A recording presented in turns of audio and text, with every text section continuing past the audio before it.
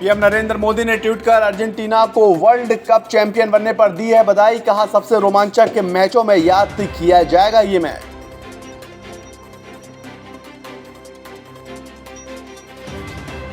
Qatar में हुए रोमांचक मुकाबले में अर्जेंटीना ने फ्रांस को दी मात। 36 साल बाद फीफा वर्ल्ड कप का खिताब किया अपने नाम। मेसी का हुआ सपना पूरा।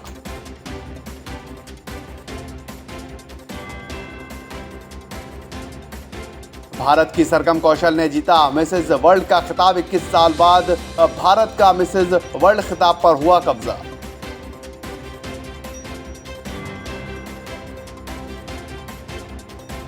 दिल्ली में आज अपनी मांगों को लेकर किसान करेंगे गर्जना रैली। रैली को देखते हुए चप्पे चप्पे पर पुलिस और पैरा मिलिट्री फोर्स की गई तैनात।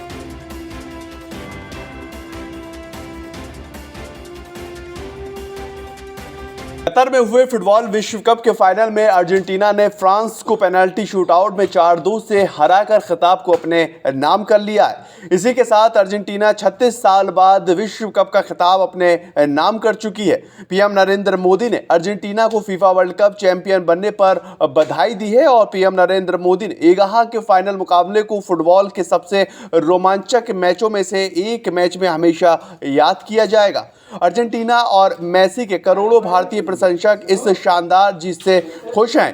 पीएम मोदी ने ट्वीट कर अर्जेंटीना को बधाई देते हुए कहा कि इस सबसे रोमांचक फुटबॉल मैच में से ये मैच हमेशा हमारे दिलों में तरोताजा रहेगा।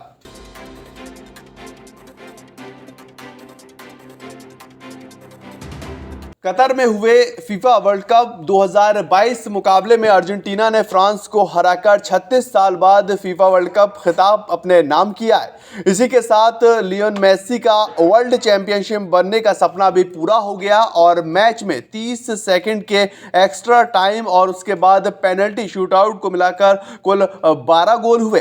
एक्स्ट्रा टाइम तक दोनों टीमें 3-3 से बराबरी पे थी, लेकिन पेनल्टी शूटआउट में अर्जेंटीना ने 4-2 से बढ़त बनाते हुए विश्व कप को अपने नाम कर लिया। आपको बता दें कि कतर में जब नेमार और लियोनेल मेसी की अगुवाई में ब्राजील और अर्जेंटीना अपनी दावेदारी पेश करने उतरी थी तो दोनों देशों के सामने 16 साल से चला आ रहा यूरोपियन दबदबे को तोड़ने की चुनौती थी।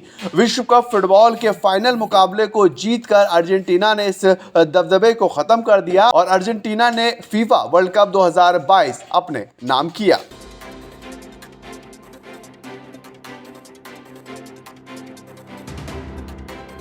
सरगम कौशल ने मिसेस वर्ल्ड का खिताब अपने नाम कर लिया है और इसी के साथ भारत ने 21 साल बाद मिसेस वर्ल्ड का खिताब अपने नाम किया है। इस प्रतियोगिता में दुनिया भर के 63 देशों की महिलाओं ने हिस्सा लिया था, लेकिन भारत की सरगम कौशल ने सभी को पीछे छोड़ते हुए खिताब को अपने नाम किया है। जम्मू कश्मीर की रहने वाली सरगम प्रोफेशन से टीचर हैं और उनके पति इंडियन नेवी में एक ऑफिसर के पद पर तैनात है। सरगम ने अपनी कामयाबी का क्रेडिट अपने पति और पिता को दिया है। सरगम से पहले 2001 में डॉक्टर अदिति गोवित्रीकर ने यह खिताब जीता था। इस पुरस्कार के जूरी पैनल में अभिनेत्री सोहा अली खान, विवेक ओबराय और मोहम्मद अजहरुद्दीन भी शामिल हुए थे। 32 साल की सरगम कौशल जम्मू कश्मीर की रहने वाली हैं और उन्होंने इंग्लिश लिटरेचर में पोस्ट ग्रेजुएशन की पढ़ाई की है। सरगम विशाखापट्टनम में बतौर टीचर भी काम कर चुकी हैं।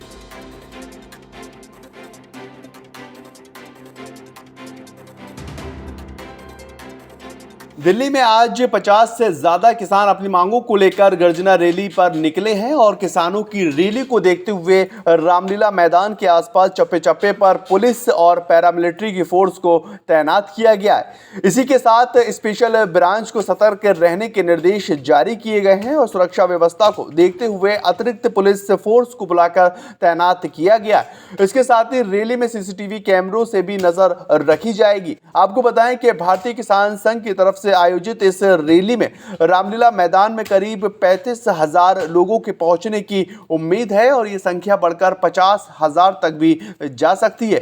किसानों की गर्जना रैली को देखते हुए पुलिस सुरक्षा व्यवस्था को पुख्ता करने में लगी हुई है।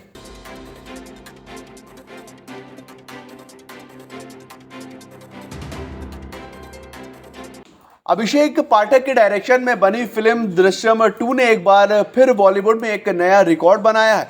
फिल्म ने अपने 5वें वीकेंड पर शानदार कलेक्शन किया और आपको ये बताएं कि फिल्म का मुकाबला हॉलीवुड की फिल्म अवतार द वेव ऑफ वाटर से था। दृश्यम 2 18 नवंबर को मूवी रिलीज हुई और फिल्म ने दुनिया भर के बॉक्स ऑफिस पर अब 1 महीने का सफर पूरा कर लिया।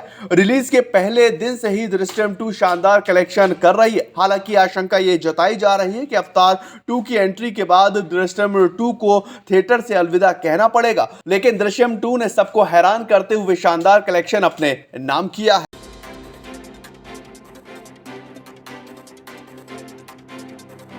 देश के कई राज्यों के अंदर शीतलहर की रफ्तार लगातार जारी है और मुख्य रूप से पंजाब, हरियाणा, चंडीगढ़, दिल्ली और उत्तरी राजस्थान के साथ पश्चिमी उत्तर प्रदेश और मध्य प्रदेश के कुछ हिस्सों में न्यूनतम तापमान गिरकर 5 से 9 डिग्री तक पहुंच गया है। इन राज्यों में तापमान में गिरावट के साथ कोहरे और शीतलहर ने भी कहर बरपाना शुरू किया है। मौसम विभाग के मुताबिक पंजाब, उत्तरी राजस्थान और हिमाचल प्रदेश के कुछ हिस्सों में शीतलहर चलने की आशंका है। घने कोहरे के कारण विजिबिलिटी में भी कमी दर्ज की गई है और घने कोहरे की वजह से सड़कों पर वाहनों की रफ्तार भी थम सी गई है। मौसम विभाग के मुताबिक आने वाले वक्त में और भी ज्यादा ठंड बढ़ सकती है और जो शीतलहर है वो और बड़े पैमाने पर बढ़ती नजर आ सकती है।